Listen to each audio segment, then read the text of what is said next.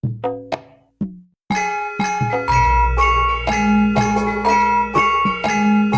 Demang Purbo mempersembahkan sebuah karya S.H. Mintarja, seri Api di Bukit Menoreh, Jilid 9, bagian yang ke-7. Pada akhir bagian ke-6 yang lalu, sepeninggal Ki Tambakwedi, Sidanti, kemudian Kiai Gringsing dan kedua muridnya, Tohpati membicarakan kemungkinan-kemungkinan seandainya Sidanti berada di pihak mereka. Apakah itu memungkinkan? Mari kita ikuti pada bagian ini. Sesaat kemudian terdorong dalam suatu kesepian yang pekat. Malam menjadi sangat gelapnya. Di langit bintang-bintang masih bercanda dengan awan yang mengalir dihanyutkan oleh angin yang lembut. Sementara itu Ki Tambakwedi dan Sidanti berlari kencang-kencang meninggalkan padang rumput itu. Mereka benar-benar menyangka bahwa Tohpati sedang memanggil anak buahnya. Apabila demikian, maka mereka pasti akan dibinasakan. Binasa dalam keadaan yang benar-benar mengecewakan. Apalagi ketika mereka berpaling, mereka melihat 3 buah bayangan mengejarnya, maka segera mereka mempercepat langkah mereka.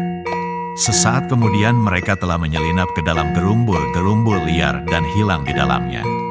Kiai Gringsing yang berlari sambil menunggu murid-muridnya ternyata kehilangan jejak. Karena itu, maka segera mereka berhenti di antara gerumbul-gerumbul perdu. Sambil mengangguk-anggukkan kepalanya, Kiai Gringsing bergumam, "Hilang, mereka hilang di sini.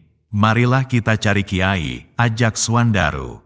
Swandaru benar-benar tidak melihat bahaya yang dapat menyergapnya apabila mereka mencari.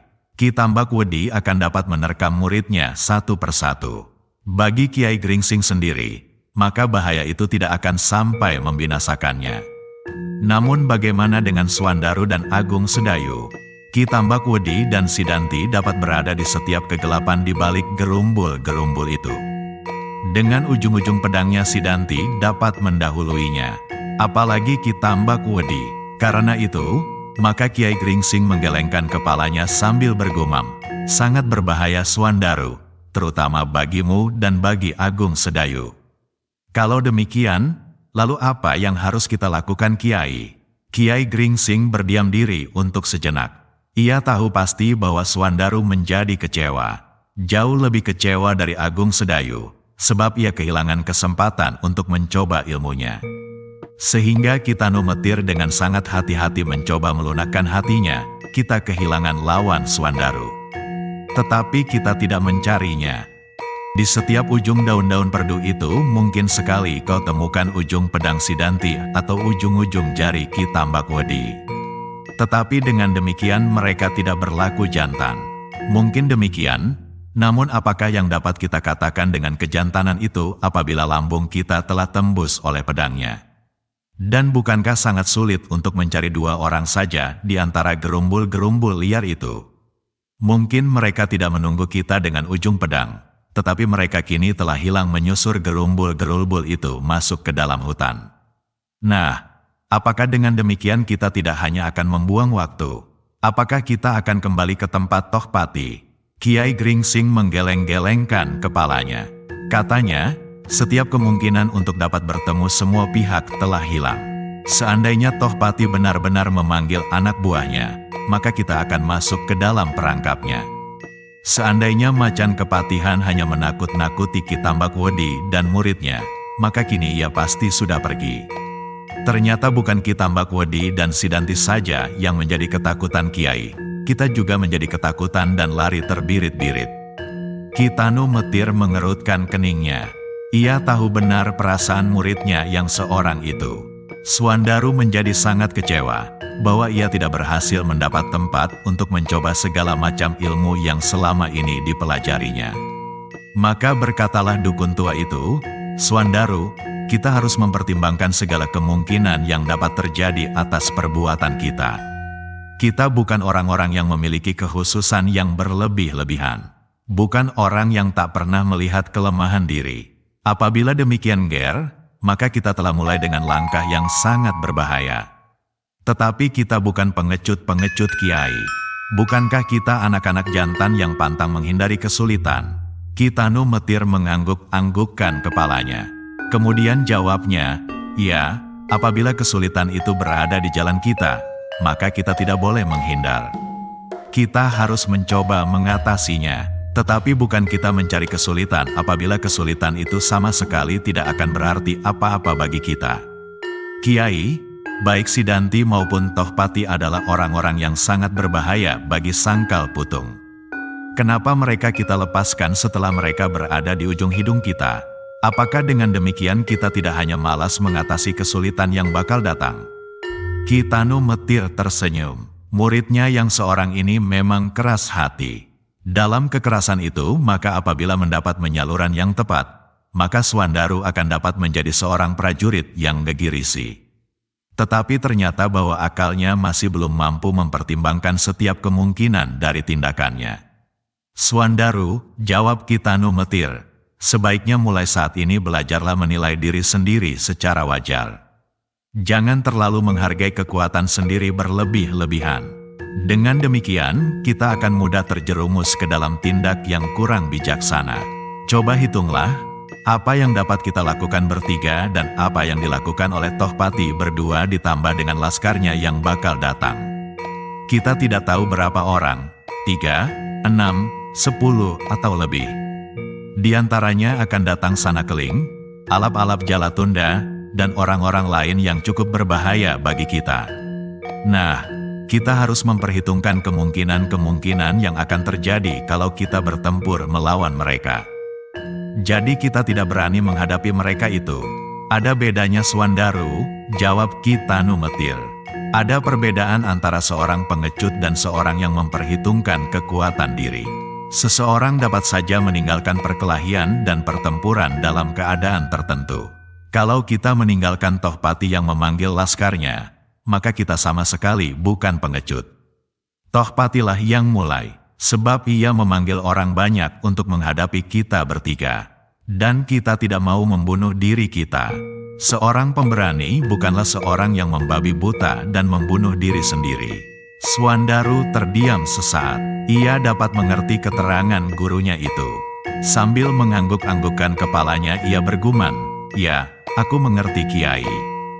"Bagus, ingatlah untuk seterusnya," sahut Kiai Gringsing. Swandaru tidak menjawab. Ia dapat mengerti keterangan gurunya, namun di hati kecilnya tumbuhlah perasaan yang aneh. Seolah-olah ia sedang melarikan diri dari suatu tugas yang harus diselesaikan. Ketika malam yang hening merambat makin jauh, maka bergumamlah Kiai Gringsing, "Kita kembali ke Kademangan. Ada sesuatu yang harus kita sampaikan kepada Angger Widura dan Angger Untara. Perjalanan kita kali ini menangkap suatu peristiwa yang tidak kita duga-duga sebelumnya." Sidanti dan Tohpati berdiri berhadapan langsung sebagai lawan. "Apakah yang penting dari peristiwa ini, Kiai?" bertanya Agung Sedayu. "Mereka tidak bekerja bersama," sahut Kiai Gringsing. "Mungkin hal ini baik bagi Sangkal Putung, tetapi mungkin buruk pula. Sidanti dapat membentuk suatu gerombolan baru yang akan mempersulit keadaan. Ki Tambak Wudi mempunyai pengaruh yang kuat di lereng Merapi ini." Kedua murid Kitanu Metir itu terdiam. Berbagai persoalan hilir mudik di dalam kepala mereka. Swandaru masih merasa aneh tentang dirinya, sedang Agung Sedayu dapat berpikir lebih tenang dan memandang lebih jauh. Sifat-sifatnya di masa anak-anaknya ternyata ikut membantu mengekangnya menghindari bentrokan-bentrokan yang sama sekali tidak perlu. Untunglah bahwa setelah ia berhasil memecahkan dinding yang mengungkungnya dalam dunia ketakutan, ia tidak kehilangan keseimbangan. Untunglah bahwa ia berada di dekat kakaknya yang dapat memberinya petunjuk-petunjuk. Untunglah bahwa gurunya adalah seorang dukun yang banyak sekali berusaha menyembuhkan orang-orang sakit, bukan sebaliknya membuat orang menjadi sakit. Sejenak kemudian maka mereka pun meninggalkan padang rumput itu, dan kembali ke Kademangan Sangkal Putung. Pada saat itu Tohpati dan Sumangkar telah pula melangkah pergi. Mereka tidak meneruskan perjalanan mereka ke Sangkal Putung, tetapi mereka bermaksud kembali ke sarang mereka. Tohpati berjalan dengan wajah tertunduk, sedang di sampingnya Sumangkar berjalan sambil mengamat-amati goloknya. Perlahan-lahan ia bergumam, "Besok aku akan mengalami kesulitan. Apa? Tohpati terkejut mendengar keluhan itu. Sambil menunjukkan goloknya Sumangkar berkata, mata golokku menjadi pecah-pecah. Aku tidak dapat lagi mempergunakannya untuk membelah kayu. Oh, Tohpati menarik nafas dalam-dalam. Kalau bukan Sumangkar yang berkata demikian, maka orang itu pasti sudah ditamparnya. Namun tiba-tiba untuk melepaskan kejengkelannya Tohpati itu berkata lantang, besok aku akan pergi ke Sangkal Putung untuk yang terakhir kalinya. Sumangkarlah kini yang terkejut, besok? Apakah Angger sudah cukup siap? Tohpati tidak segera menjawab. Ia melangkah semakin lama menjadi semakin cepat dan semakin panjang, sehingga Sumangkar terpaksa berkali-kali mempercepat langkahnya pula. Ketika Tohpati tidak segera menjawab pertanyaannya, maka sekali lagi Sumangkar bertanya, Angger, apakah Angger besok dapat menyiapkan Laskar Jipang untuk menyerang Sangkal Putung?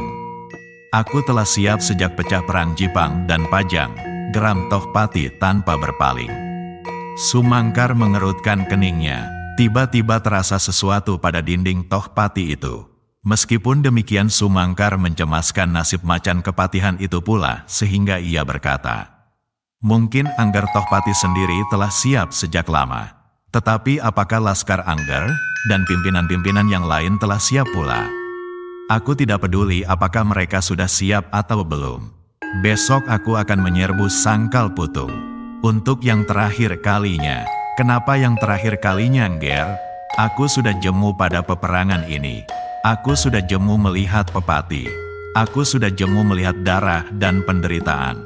Dada Sumangkar berdesir mendengar jawaban itu. Ia sendiri adalah orang yang jemu menghadapi persoalan yang seakan-akan tidak berpangkal dan tidak berujung. Tetapi ia melihat pada dada Tohpati itu membayang keputusasaan dan kekecewaan yang meluap-luap. Di samping Widura dan Untara, kini ia mengenal lawan yang baru, yang cukup berbahaya pula laginya. Bukan Sidanti, tetapi Ki Tambak Wedi. Ia tidak akan dapat menggantungkan nasibnya terus-menerus kepada Sumangkar, paman gurunya itu.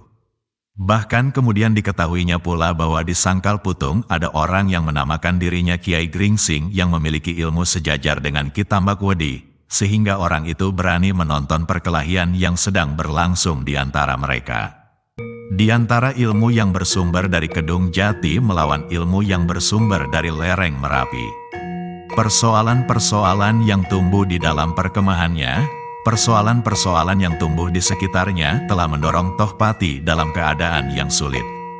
Tetapi semuanya itu tidak akan menggoncangkan tekadnya, seandainya tidak ada persoalan-persoalan yang tumbuh di dalam dadanya sendiri. Beberapa hari ia telah diganggu oleh pertimbangan-pertimbangan yang membingungkannya. Pertimbangan-pertimbangan yang tidak pernah dikenalnya sebelumnya. Tak pernah sehelai bulunya pun yang meremang, apabila ia melihat darah, mayat, mendengar pekik rintih dan tangis. Dadanya sama sekali tidak tergetar melihat pedang yang berlumur darah dan bahkan tubuh yang terpisah-pisah. Namun tiba-tiba kini ia merasa ngeri hanya mengenangkan itu semua, mengenangkan kembali dan tidak sedang menghayatinya. Setan, geramnya, Sumangkar berjalan terloncat-loncat di sampingnya. Ketika ia mendengar Tohpati menggeram, maka sekali lagi ia bertanya, kenapa Angger menjadi jemu? Sekali lagi Tohpati menggeram, katanya, kenapa Paman bertanya? Paman adalah salah satu sebab dari kejemuan itu. Paman telah membujuk aku, Paman telah memperlemah tekadku, dan Paman pasti akan menyetujui pendapatku. Peperangan ini harus segera berakhir. Pajang atau Jipang yang akan hancur. Dada Sumangkar benar-benar bergetar mendengar jawaban itu. Sehingga cepat-cepat ia menjawab, Angger telah memilih jalan yang sama sekali tidak tepat. Langkah Tohpati terhenti mendengar perkataan Sumangkar itu. Dengan tajamnya ia memandang wajah orang tua itu dengan sinar kemarahan yang menyala-nyala. Apakah yang kau katakan, Paman? Angger mencoba menempuh jalan yang salah. Kenapa? Angger telah meninggalkan segenap perhitungan seorang senapati. Apa gunanya perhitungan-perhitungan itu lagi? Bukankah Paman juga menghendaki supaya kami cepat hancur dan peperangan berhenti? Tidak, Paman, geram Tohpati. Paman sudah tua. Dan perkataan Paman sama sekali tidak dapat didengar dengan pasti. Apa yang paman kehendaki sebetulnya? Jangan mencela-mencela. Tidak, aku tetap pada pendirianku. Aku menghendaki peperangan segera berakhir. Tetapi aku tidak menghendaki Laskar Jipang membunuh dirinya. Apa pedulimu, paman? Hidupku adalah wewenangku. Kalau besok aku menyerbu Sangkal Putung sebagai sulung menjelang api, dan kemudian aku akan binasa karenanya, namun peperangan akan berhenti, bukankah paman akan tertawa pula karenana? Paman akan tertawa melihat mayat Tohpati dipenggal kepalanya dan diseret sepanjang jalan raya Pajang untuk dipertontonkan kepada rakyat. Dan paman akan tertawa melihat Untara mendapat hadiah serupa dengan yang diterima oleh Pemanahan dan Penjawi. Angger salah terka. Aku tidak ingin melihat Angger membunuh diri bersama seluruh laskar. Apa pedulimu? Apa pedulimu? Hei, nyawa ini adalah nyawaku. Hidup ini adalah hidupku sendiri. Aku tidak keberatan kalau Raden membunuh diri dengan cara itu. Tetapi jangan membinasakan laskar Angger itu. Jangan membawa mereka terjun ke dalam lembah kengerian itu. Diam, diam kau tua bangka, teriak Tohpati dengan marahnya sehingga tongkatnya terayun-ayun menunjuk ke arah kepala Sumangkar. Tetapi kini Sumangkar tidak meletakkan goloknya, tidak menyerahkan kepalanya sambil ngapurancang. Tetapi orang tua itu tiba-tiba meloncat surut sambil mempersiapkan dirinya. Benar-benar bukan Sumangkar juru masak yang malas, tetapi Sumangkar yang telah berhasil mengimbangi kekuatan hantu lereng Merapi. Mata Tohpati terbelalak karenanya, seakan-akan ingin meloncat dari pelupuknya. Betapa dadanya menjadi bergelora seolah-olah akan meledak melihat sikap Sumangkar itu. Melihat Sumangkar menyilangkan goloknya di muka dadanya dan siap menghadapi setiap kemungkinan. Sejenak kemudian tubuhnya menjadi gemetar karena marahnya. Tongkatnya yang putih berkilauan itu pun bergetar dalam genggaman tangannya. Sambil menunjuk Sumangkar dengan tongkatnya itu, Macan Kepatihan membentak, "Hei, Sumangkar, apakah kau akan berani melawan Macan Kepatihan?" Sumangkar berdesah, "Angger Macan Kepatihan, meskipun Angger bernyawa rangkap berkadang dewa-dewa di langit, namun kau tidak akan mampu melawan Sumangkar. Persetan dengan kesombonganmu itu, tetapi kau telah berbuat kesalahan terhadap pemimpinmu di sini." "Apa salahku? Aku mencoba mengatakan apa yang baik bagiku, bagi pendirianku. Apakah itu salah? Kalau kau tidak mau mendengarkan nasihatku, jangan kau dengar. Berbuatlah sesuka hatimu. Kau bukan anakku, bukan cucuku. Kau bagiku tidak lebih dari murid saudara seperguruanku. Apakah kau akan mati pancang, ataukah mati digilas guntur dari langit? Aku tidak akan kehilangan. Tetapi sebagai orang tua aku ingin melihat, kalau kau mati, matilah dengan hormat. Kalau kau jemu melihat penderitaan, jangan kau jerumuskan anak buahmu dalam penderitaan. Kalau kau jemu melihat pepati, jangan kau bawa anak buahmu ke dalam lembah kematian. Kau dapat berbuat banyak, namun orang akan menilai apa yang telah kau lakukan. Apalagi kalau kau sudah memutuskan untuk pergi ke Sangkal Putung yang terakhir kalinya. Maka nilaimu sebagai seorang pemimpin akan terletak pada saat-saat yang demikian itu." Tohpati menjadi seolah-olah terbungkam. Ia tidak mampu menjawab kata-kata Sumangkar itu. Dan bahkan kepalanya pun terkulai tunduk menghunjam ke tanah di muka kakinya. Tongkatnya pun kemudian tertunduk dengan lemahnya. Terdengar Tohpati menarik nafas dalam-dalam. Kemudian katanya, "Maafkan aku, Paman." Sesaat mereka terhentak ke dalam kesenyapan. Angin malam yang lembut mengusap mahkota dedaunan. Suaranya yang gemerisik seolah-olah suara tembang yang sangat rawan di kejauhan. Dalam keheningan malam itu terdengar suara Tohpati berat. "Maafkan aku, Paman. Ternyata aku telah kehilangan akal." "Jangan menyesal, Ngger," sahut Sumangkar sambil mendekati Tohpati yang masih berdiri di tempatnya. "Aku hanya ingin memberimu peringatan. Rupa-rupanya dengan cara yang wajar, kau tidak dapat mendengar kata-kataku. Mungkin dinding hatimu yang kisruh itu hampir-hampir telah tertutup rapat oleh kebingungan dan kekecewaan, sehingga aku harus menjebolnya dengan sedikit permainan yang agak kasar." "Tidak, Paman," sahut Tohpati, "aku berterima kasih kepada Paman. Paman telah menarik aku kembali pada tempat yang sewajarnya bagiku. Aku akan dapat tegak kembali sebagai seorang kesatria dari kepatihan Jipang. Aku bukan sebangsa cecurut yang kerdil menghadapi kesulitan.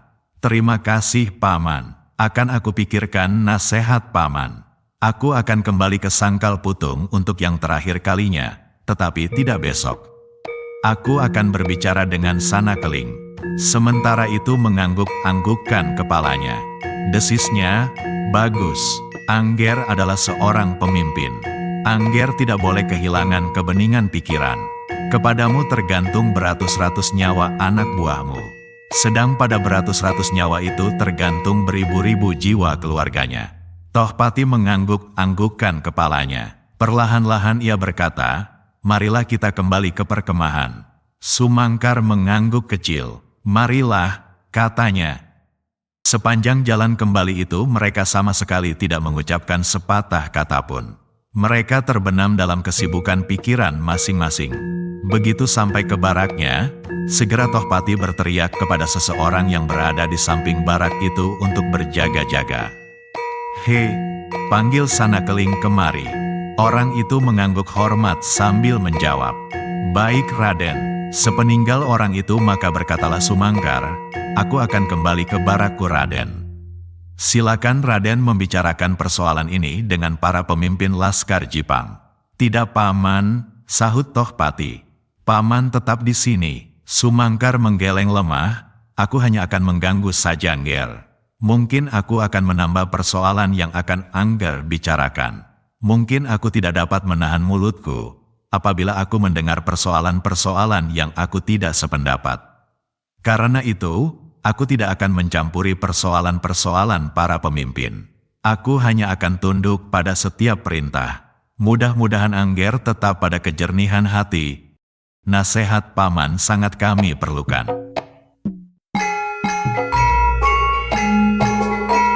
Demikianlah jilid ke-9 bagian ke-7 ini berakhir. Selanjutnya silahkan ikuti pada bagian ke-8 yang akan datang. Jika Anda berkenan, silahkan like, share, dan bagi yang belum, jangan lupa subscribe channel Ki Demang Purbo @Cerita Mataram. Nuwun.